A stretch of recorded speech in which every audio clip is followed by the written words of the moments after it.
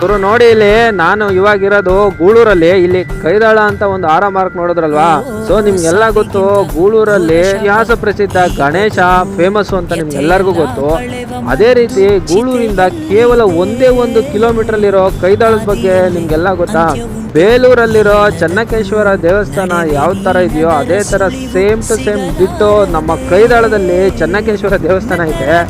ಜಕಣಾಚಾರಿ ಕೆತ್ತಿದಂತಹ ಚೆನ್ನಕೇಶ್ವರನ ವಿಗ್ರಹ ಇರೋದು ಇದೇ ಕೈದಾಳದಲ್ಲಿ.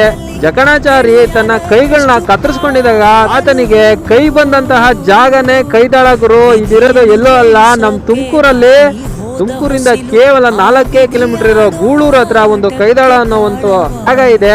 ಆ ಬೇಲೂರಲ್ಲಿರೋ ಚೆನ್ನಕೇಶ್ವರನ ವಿಗ್ರಹ ಯಾವ ತರ ಇದೆಯೋ ಅದೇ ರೀತಿ ಡಿಟ್ಟೋ ಇಲ್ಲೂ ಸಹ ಚೆನ್ನಕೇಶ್ವರನ ವಿಗ್ರಹ ಇದೆ. ಇದೊಂದು ಇತಿಹಾಸ ಪ್ರಸಿದ್ಧವಾದ ಜಾಗ ನಮ್ ತುಮಕೂರಲ್ಲೇ ಐತೆ ಗುರು. ಆದ್ರೆ ಎಷ್ಟೋ ಜನಕ್ಕೆ ಗೊತ್ತೇ ಇಲ್ಲ. ಇಂಥ ಜಾಗಗಳನ್ನ, ಇಂಥ ವಿಚಾರಗಳನ್ನ ಏನಕ್ಕೆ ನಮ್ಮ ಸರ್ಕಾರನೇ ಆಗಿರ್ಬೋದು, ಇತಿಹಾಸ ಪ್ರಸಿದ್ಧಕಾರರೇ ಆಗಿರ್ಬೋದು, ಯಾಕೆ ಇದನ್ನ ಜನಗಳಿಗೆ ತಿಳಿಸ್ತಾ ಇಲ್ಲ? ಇದನ್ನ ಹೇಗೆ ಪ್ರೇಕ್ಷಣೀಯ ಸ್ಥಳ ಏನಕ್ಕೆ ಮಾಡಿಲ್ಲ ಇದುವರೆಗೂ? ಇಂಥ ಪ್ರಸಿದ್ಧವಾದ ಜಾಗ ಗುರು ಇದು. ಎಲ್ಲ ಇದಕ್ಕೆ ಸಪೋರ್ಟ್ ಮಾಡಿ. ನಮ್ಮೂರಿನ ಘನತೆ ನಾವೇ ಎತ್ತಿಡಿಲಿಲ್ಲ ಅಂದ್ರೆ ಇನ್ಯಾರು ಎತ್ತಿಡಿತಾರೆ ಗುರು? ಇವಾಗಾದ್ರೂ ಶೇರ್ ಮಾಡಿ, ಎಲ್ಲರಿಗೂ ಗೊತ್ತಾಗೋ ಹಾಗೆ ಮಾಡಿ.